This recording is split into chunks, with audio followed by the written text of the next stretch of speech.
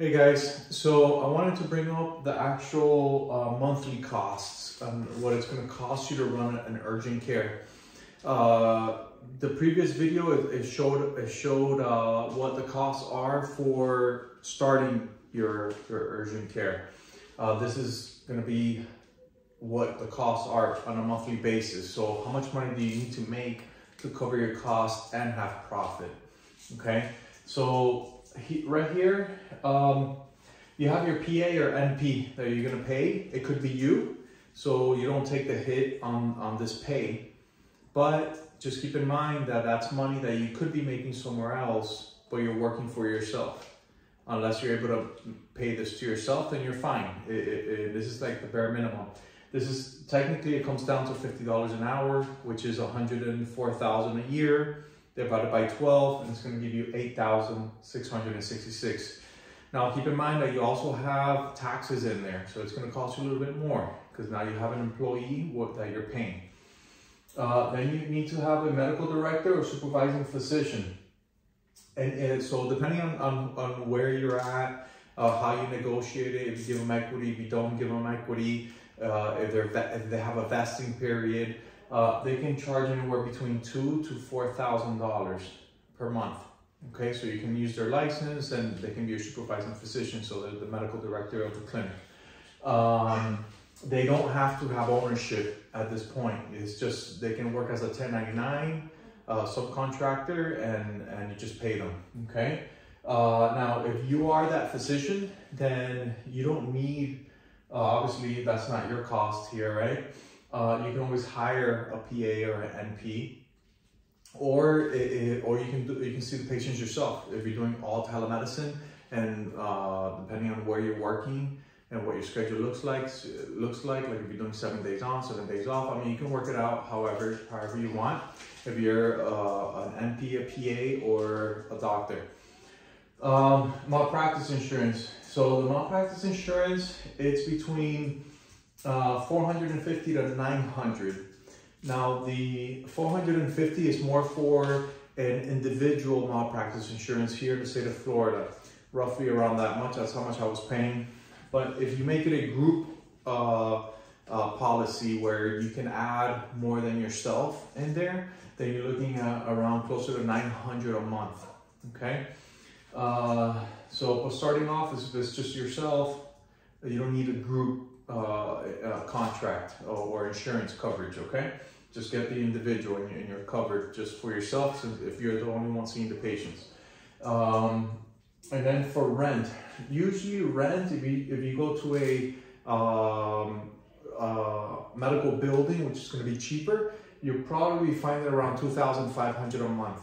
Okay, and then sometimes they include some of the utilities. Sometimes they don't. Just work it out with them. And mine, I needed to pay the internet on my own, and the electricity was included. So just see how what they're offering in that area. The EMR system, very important. Electronic medical records. So the EMR is going to run you anywhere between $250 to $900 a month. And for example, when I started, I felt comfortable with eClinicalWorks, so ECW. And the reason why is because I worked at other big companies that used it, and I was one of the super users. So I would go around training other providers how to use it and creating templates and all these things. I used to run one of the departments there and one of my previous jobs. So for example, ECW charges about $900, maybe a little bit more, a little less, but $900 per month per provider. So that's $900 a month per provider. Pretty expensive, especially if you're a startup. So try to go to something that's more like a $250. Maybe you can find something a little less than that. Just get what you need for now. Don't think of, I'm going to need this, 5 years from now. No, you're not there yet. You're starting up. Try to keep your costs down. I started with ECW thinking that this is the best thing ever.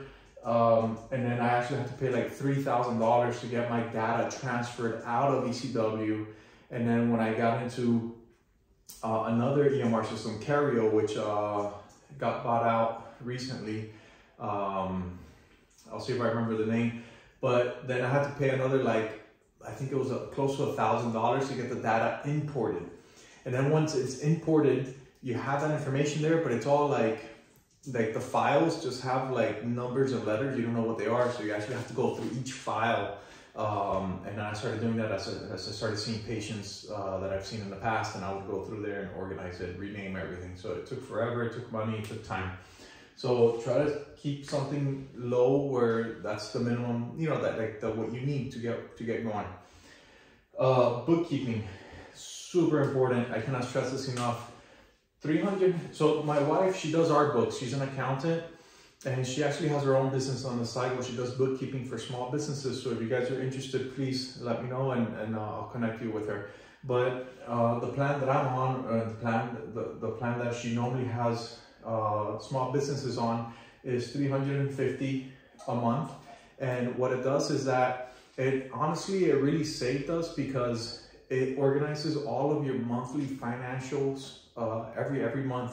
So you're able to see where you're spending money, where money's coming in. So for example, with us, we're doing mobile urgent care services. So we separated that as a revenue coming in. We did at the office urgent care. We did telemedicine. We did IV therapy. We did monoclonal infusions. We did weight loss, functional medicine. So all these things, and you just see money coming into the bank, but you don't know where it's coming from. So what helped us was that we realized that 70% of our revenue was coming from one of those sources, which was the monoclonal antibody infusions. So I told myself, well, we need to start pivoting and redirecting into other services, or put more emphasis in other services, because when monoclonals are not going to be around, we're going to be 70% negative from our normal revenue.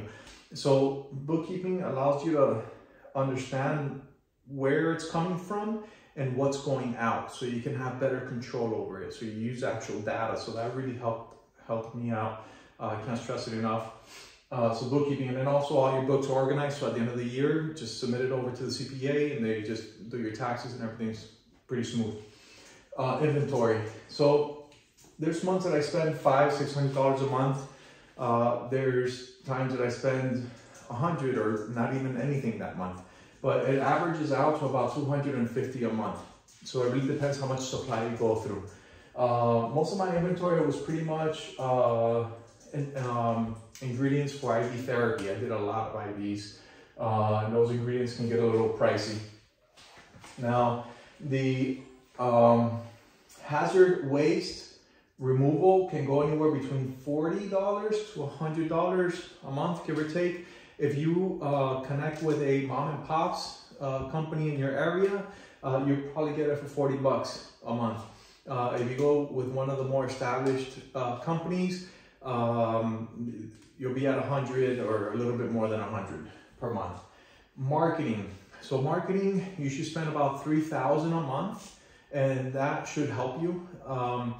Also, keep in mind what platforms you're going to be using. So if you're going to be using Facebook, Instagram, TikTok, are you going to be doing Reels? Are you going to be doing stories? Are you going to be doing posts? Are you going to be doing ads, Facebook ads? Are you going to be doing Google ads? So keep all those things in mind. If you're going to do radio, if you're going to do different things, keep it in mind. See where your target audience is, and then target that. For us, for example, with urgent cares, the Google ads were good during COVID, but after COVID, after monoclonal infusions, that we couldn't provide it to the public anymore, then it wasn't really feasible. It wasn't competitive. It's just make sure you have your Google My Business, so you appear on Google Maps, and that helped us more than actual Google ads. So kind of see where your target audience is. Also, in this $3,000, I am putting 20% of that to the individual that's running my marketing. So also just keep in mind that's also paying someone as well there. End of year business tax, $160 per year roughly. Okay, so this one's interesting. So the SEO, which is a search engine optimization, is it can go anywhere between $900 to $1,000 a month, okay? This right here, you're not gonna see any results right away. You gotta keep this going for like a year plus, so you can actually start ranking more organically on Google searches, and you don't rely so much on Google ads. So this is what that's good for. It just works in the back end. Just gotta make sure you have someone good. I know someone that I use, worked perfect. If you need any contacts, let me know. Also keep in mind, all of these things that I run through or explain through the videos, if you want me to connect you with anyone that I've worked with, I'm more than happy to.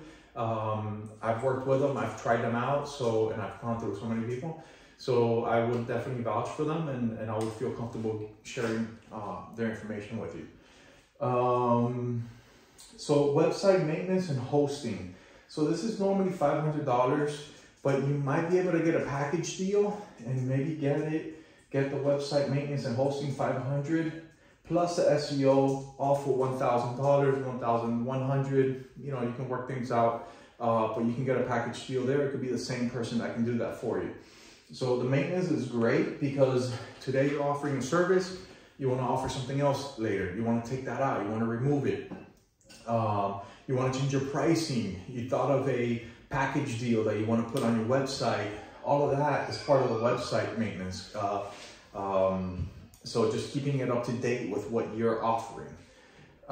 Then now the credentialing, upkeeping per provider per month would be anywhere between $60 to $80. And that's pretty much just to maintain your credentialing. So after you pay for the initial credentialing fee, then you have to keep everything up to date. And every year you have to renew the contracts or make sure that they renew. Some of them renew automatically, some of them don't. So you just gotta they'll keep up with that for you, okay? The company that you end up using. And then some miscellaneous expenditures of like $1,000. There's things here that I didn't think about, like for example, that I didn't add. So for example, like ink for your printer, more printing paper, pens, business cards. Well, you can technically put that under the marketing, but there's other things where you're gonna spend a little bit more than you expected, okay? So all in total, you're looking to spend about $20,000 to $25,000 per month, okay? And if you're that PA getting paid, great, no problem. So that translates to $240,000 to $300,000 per year, just to keep the doors open. Okay, so if you want to make profit, you need to make more than that. So just keep that in mind. Starting is we spoke about it on the previous video. You can watch that one, and let's say 50,000 max to start. And then what's expensive is really keeping the doors open. It's not so much about getting started. So with this being said, you have to be very, very strategic with how you plan on bringing in revenue.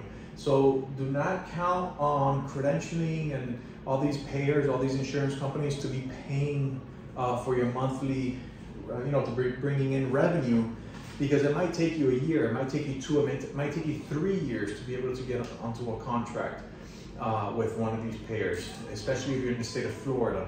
So look into cash paying services. I can make a video about that as well. And just kind of focus on that while your credentialing goes on in the background. If you even want to deal with the insurance companies, maybe you don't. You just want to do cash-based practice, and that's it. So just let me know if you have any more questions, and I hope that this broke it down for you a little bit better. All right, guys, take care. Bye-bye.